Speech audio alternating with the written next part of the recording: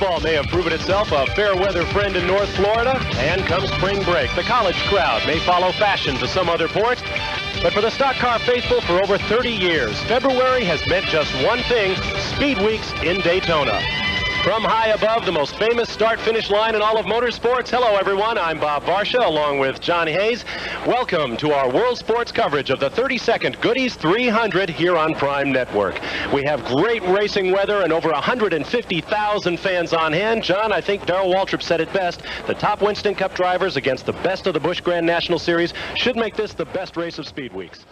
Now, the way this 43-car field will line up for today's Goody's 300.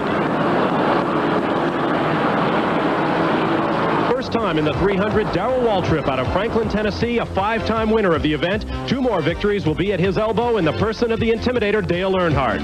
Inside row 2, the sensation of qualifying, rookie Bobby Labonte out of Corpus Christi, Texas. Next to him, Tom Peck, 10th in series points last year, looking for his first win.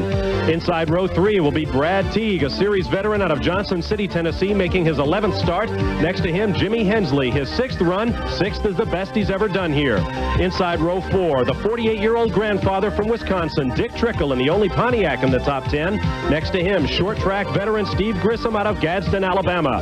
Inside row 5, modified star Frank Fleming out of Mount Airy, North Carolina, another series rookie. Next to him, stock car veteran Greg Sacks, who's been spending part of his week in Daytona as a stand-in for movie star Tom Cruise. On row 6, we'll have Harry Gant out of Taylorsville, North Carolina. Sterling Marlin next to him in an Oldsmobile. Row 7 will be Dale Jarrett and Mike McLaughlin, another modified regular. Row 8, Chuck Bown from Portland, Oregon, next to 2-time series champion Tommy Ellis. Row 9 will be Don Jenkins out of Antioch, Tennessee, next to Kenny Wallace, younger brother of the Winston Cup champion Rusty Wallace. Row 10 will be Tommy Houston, who came so close to this championship last year. Ken Schrader will be next to him. Row 11 will be Ed Barrier and Jack Ingram, the 5-time Busch Grand National champion. Row 12, Kyle Petty and Kelly Moore. On row 13, L.D. Ottinger, once a series champ. Jack Sprague will be at his right elbow.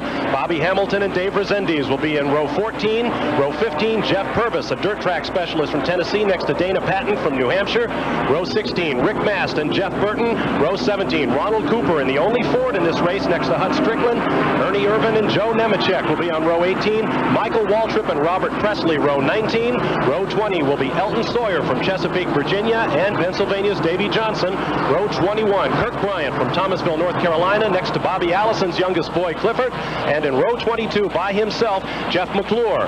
44, the customary number of starters, but Morgan Shepherd crashed in a practice accident late yesterday afternoon. He is out of the race, Johnny. Stay behind Darrell. Do what Darrell does. So he's got the luck of an experienced brother to tell him how to run this race and say, get in line and let's just stay there. And I think everybody better try to do that.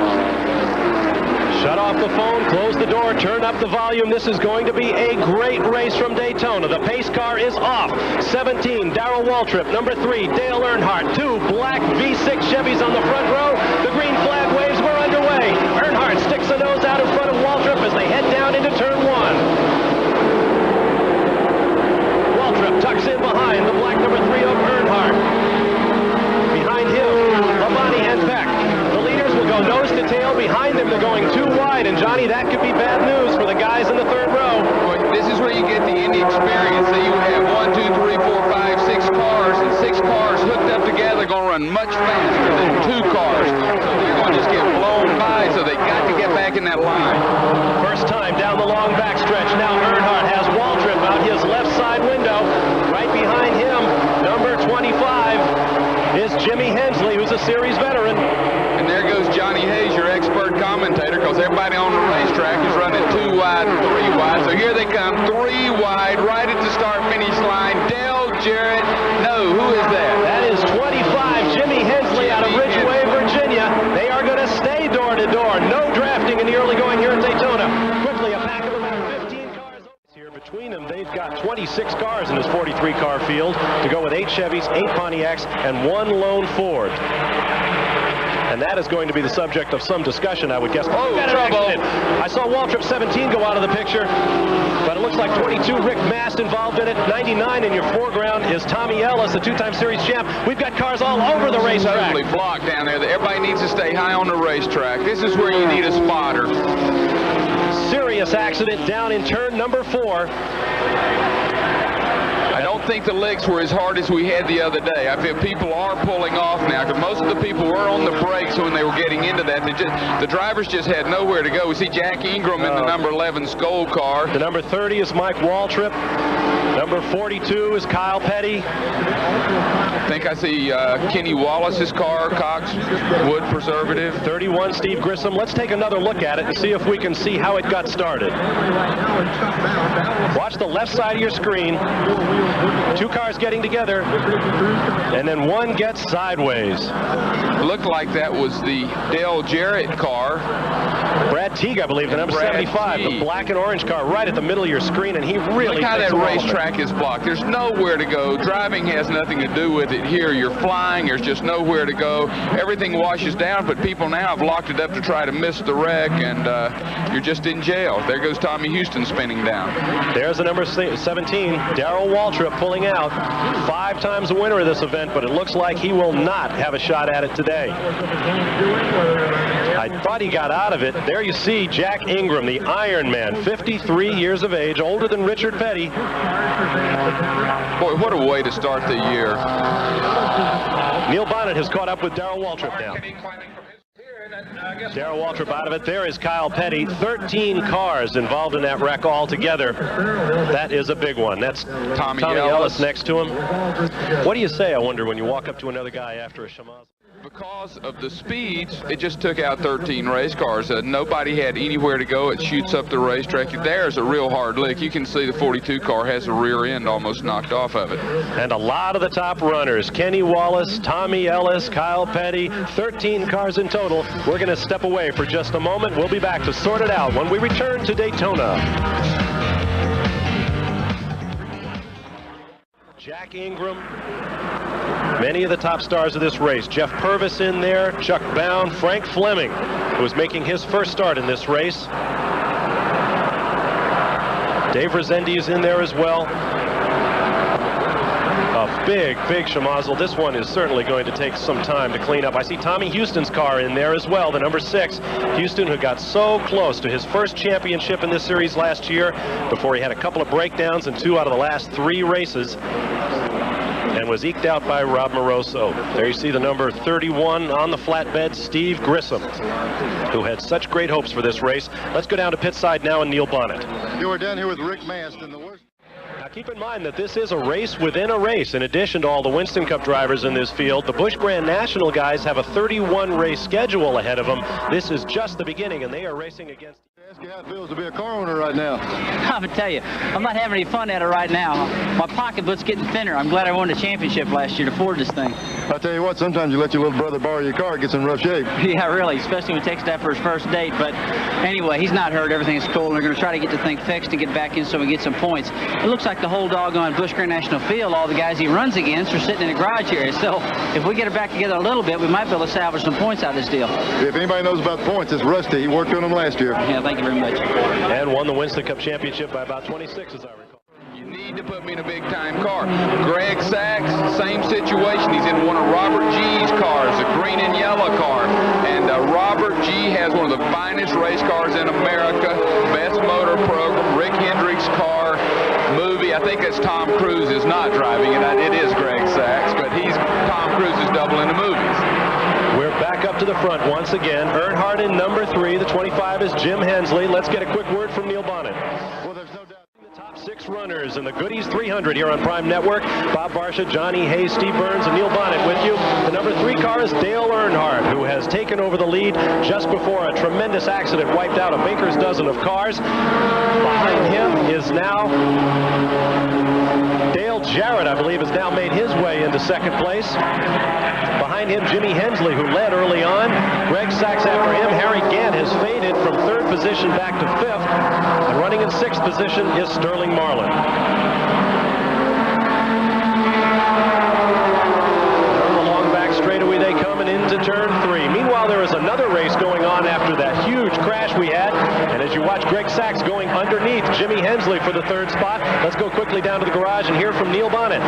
Well, this is not the same car. This is Rick Mass. We've got a bunch of them that look like this down here. I'll be the first one to tell you there's nothing that feels any better than one of these well-prepared race cars running 170 miles an hour. Excuse me, we've got a spin out on the straightaway, Neil. It looks like the number 74 car of Kelly Moore out of New England from Scarborough, Maine, runs the Northern Busch Grand National Tour. Looks like he's got that Chevy just kind of looped sideways on the backstretch. Big cloud of blue tire smoke still on the racetrack. Caution is out. And he's going to limp it around. We'll wave the yellow flag in the meantime and bring the field behind the pace car. Kelly Moore basically looks untouched at this point. Just kind of lost it off of turn 2 and got sideways down the long back chute. Okay, I'm ready. Okay, Jared, it includes Labonte, Sterling Marlin, Dick Trickle, Harry Gant, Greg Sacks, who, as Johnny mentioned, has been doing a lot of stand-in driving this weekend. He may be the busiest driver at Daytona. Tom Cruise is here filming a movie to be called Days of Thunder, and it'll be in your theaters later this summer, we understand. But when they need somebody to get in and drive for Tom Cruise, Greg Sacks has been doing it. Yeah, and another thing, Greg Sacks is developing a close relationship with Rick Hendricks, who's in charge of this whole thing. He keeps doing this kind of job for Rick Hendricks. Rick Hendricks has nothing, but he's got a lot of problems, but money's not one of them, and he's liable to just put him in another car. Harry Gant going backwards there in a number 7 car to the left of your Speedway. It looks as though Dick Trickle, a 48-year-old grandfather of 2 from Wisconsin Rapids, Wisconsin, blew the right front corner on that car, the tire. Watch the car to the right of your screen, the 92 right alongside Sterling Marlin is Trickle. The rear end gets a little sideways, then they make contact. Well, perhaps he didn't blow the tire. They just got together. Marlin gets sandwiched into the wall.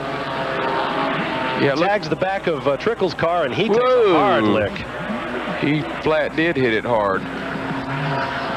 Marlin off to the right of your screen is now spinning across the infield grass, while Dick Trickle got it slowed down and parked just... If Darrell had been able to miss him, he would have not knocked him back up into the middle of everyone. Now you're back catching current. Thank you, Steve Burns, sharing duty with Neil Bonnet down there in the pit lane in this Goody's 300. There is the 46 of Greg Sacks, movie star to be when the movie Days of Thunder premieres later this summer, starring Tom Cruise. He's been putting in a lot of miles in the car for the leading actor. Look at that hood wobble up and down in the airflow. Tremendous stresses on these cars. This is a Chevrolet Monte Carlo, winner of more Winston Cup races in the last decade than any other model. Bobby Labonte jumping under Harry Gant. You can see Harry Gant. Gas will now have a chance to fill up. There is Greg Sacks. Interesting to watch him driving behind Earnhardt. That is the Monte Carlo. Earnhardt is in the new Chevy Lumina model. It used to be that this was a late model stock car series, but now the Luminas are legal. It's a current model series. And everybody's wondering about this exotic paint job and with City written on it. That is the movie car that you will see in the Tom Cruise movie. That's the car that Tom Cruise will be driving. There is your attrition, Brad Teague, who ignited that huge crash, took out Tommy Houston, Ed Barrier, Jack Ingram, Ron Cooper, Steve Grissom, and a host of others. Ellis, Jenkins, Stricklin, McLaughlin, Kyle Petty, Michael Waltrip, all involved in that crash, as was Jack Sprague. Darrell Waltrip also in it. Schrader also in it. Jeff Purvis suffered injuries to his race car that eventually knocked him out. Sterling Marlin and Dick Trickle, the most recent to drop out after getting together coming off of turn 4. Steve Burns, how about you? I'll put you on the point. Suppose you're Greg Sacks and you've got Dale Earnhardt in your mirrors. I want to bring up a good point. We're standing here in Dale Jarrett's pits. A crewman from Greg Sacks' staff came down here and asked crew chief John Irvin if he could draft with Dale Jarrett. Now, I asked John if Dale could go the whole way, and he said... We'll take that to mean who knows. Right now, Dale Earnhardt has decided he's not going to wait. He's going to take the lead across the start-finish line from Greg Sacks. That now makes it 112 laps complete, 8 laps to go. Dale Earnhardt leading Greg Sacks. Dale Jarrett is right there, as is Harry Gant. And I think it's coming to a drafting situation and who makes it all the way on gas. And I hope all... The oil starts to come up to this racetrack, and Gant takes Sacks quickly for second. Harry Gant struck really quickly. Well, I think that took Greg's breath. He had to lift to get out of it. The car was just really fishtailing back, and now Harry Gant's here. The crowd is standing up, and it's two old great ones, a Bandit and an Ironhead. White flag, 1 lap remains, and these are the war horses. It is Dale Earnhardt against Harry Gant. Greg Sacks in the 3rd position is not out of it yet. It is hot, the track is slippery, the tires are old. If anybody has good rubber, it's got to be Earnhardt. He stopped most recently. There is his crew. The other key is who's Sacks going to go with. If these two line out, Sacks could determine the winner. Out to the wall goes Harry Gant. Dale goes out to block. Now Gant dives underneath. He's got to get a running start at him to slingshot pass. This is the last turn. Watch, Earnhardt's using the traffic real good, and he's got 2 cars in front of him. Harry and Greg both had to jump under. Ooh, Earnhardt dove to the bottom of the track. They've got cars in front of them. It's Earnhardt, Gant, and Sacks. Dale Earnhardt opens up a quick car length, goes low, and takes the checkered flag. Dale Earnhardt wins the Goodies 300, coming back from a lap down with a masterful performance and a great job by his pit crew. Harry Gant unofficially 2nd, followed by Greg Sacks. Jimmy Hensley will finish 3rd. Elton Sawyer 4th, followed by young Joe Nemechek, Bobby Labonte, who faded from the lead, Ernie Irvin, Dale Jarrett, and Dana Patton. And Harry Gant pulls alongside and waves out the window to Dale Earnhardt. Another day at the racetrack, get a lap or 2 behind and make them back up. I tell you, guys did a good job. It looks easy on the racetrack, don't it, Neil? That's hard work, though. But, you know, the guys did. We had a rear end line leaking, and we got that fixed and got a lap back, and, you know, was lucky to get it back. I passed Dale Jarrett just as the caution came out. We got our lap back. The guys did a good job. Spinnicklin and all the boys back at the shop built the engine at Richard's shop, and Tony and Hutch and all the boys that built the car, and, you know, everybody did a great job. You know, it's just everybody worked hard. It seemed like it was a long winter getting this car to here, and then it's a long day getting it to Victory Lane. Well, a little hard work's never hurt you. Biggest thing I want to know is next hunting and fishing trip. You paying for it after this? Yeah, I'll pay for the next one. We're going to take it pretty soon. Good job, Dale. Thank you. Thank you, Neil. What about tomorrow? Well, I'm going to tighten my car up a little more, and I think you better too. That racetrack's greasy as heck. Well, I tell you what, I'm going to see if I can hang on that little black Chevrolet a little bit tomorrow, see if we can't have some fun. Me and you need to. We ain't had no fun in a long time. Thank you, Dale. Greg Sacks is down here, and it's a family affair. His wife and a couple of his sons. Greg, you had a good run today. Yeah, we sure did. You know, Dale and Harry, the great guys to run against. I thought we had something for them. With 2 to go, I tried to get Dale loose down in 1 and 2, but when he turned loose, I turned sideways. Harry reeled us in. It was just a great run to the finish. Congratulations to those 2 guys. Greg, you obviously would like to be in a full-time Winston Cup ride, but these days your time has been taking up helping out Tom Cruise in the Days of Thunder movie. What's that experience been like? Well, it's been a lot of fun, you know, and right now my commitment is to finish that production in Days of Thunder through the middle of April sometime, and it looks like our next Winston Cup effort will be with Rick Hendrick's R&D car at Charlotte Motor Speedway and the Winston. Tell us a little bit more about the R&D situation, Greg. Is that going to be a sponsored effort? Well, it's not right now, but I believe you'll see it sponsored in days to come. Thank you very much, Greg. Yeah, that movie is quite the subject of speculation here at Daytona. I think the only 2 people who aren't in it thus far are me and Johnny Hayes. Dale Earnhardt, your winner over Harry Gant. Greg. First of all, let's get Bobby Labonte's thoughts. Maybe the story of the race, although not in Victory Lane. Bobby, your first time here, what an experience. Yeah, it was. You know, the Penrose Firecracker Oldsmobile, we just didn't have enough gas today. I guess we should put some sausages in it. You know, we had a good day. We run good. We had to stop, spun the tires when I left the pits. My fault. We put in a full tank of gas. Maybe we should just put in 8 gallons, and we were just about this far off. You know, just maybe we'll get them next time. Bobby, although it was your first time, are you pleased with your effort, or were you that hungry for the victory? Well, I guess, you know, we were going real good there with about 30 laps to go, I guess was when we pitted. You know, we're running first and second, me and Hensley, and, you know, it was a great thrill. I come through the start and finish line just screaming, just like, hey, we're leading the race, you know. And, you know, I guess I was hungry for it, just never had to taste it before, and maybe, I guess, next year, I don't know. Bobby, was Terry able to help guide you along the race today? Yeah, you know, he helped me quite a bit. He was on top of the truck.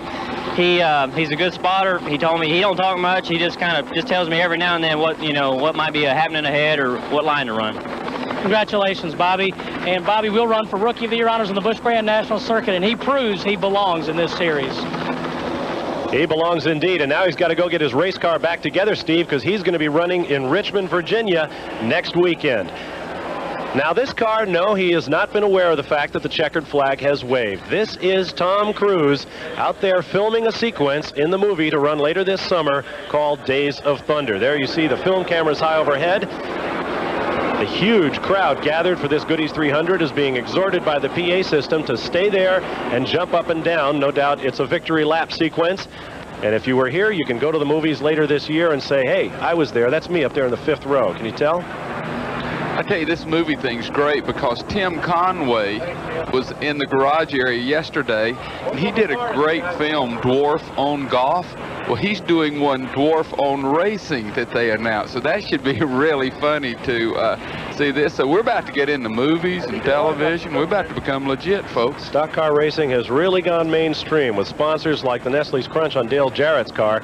But you can tell this one hasn't been in the race. He's only got 5 or 6 tire bangs on the door there. I mean, come on, Cole would have done a lot worse if he'd been involved in this one. And let's keep in mind, they have a race to run just a week from now in Richmond, Virginia, also to be seen here on the Prime Network. So a lot of the race cars that were torn up are going to be in shops, and there are a lot of man hours yet to be put in before they get to Richmond.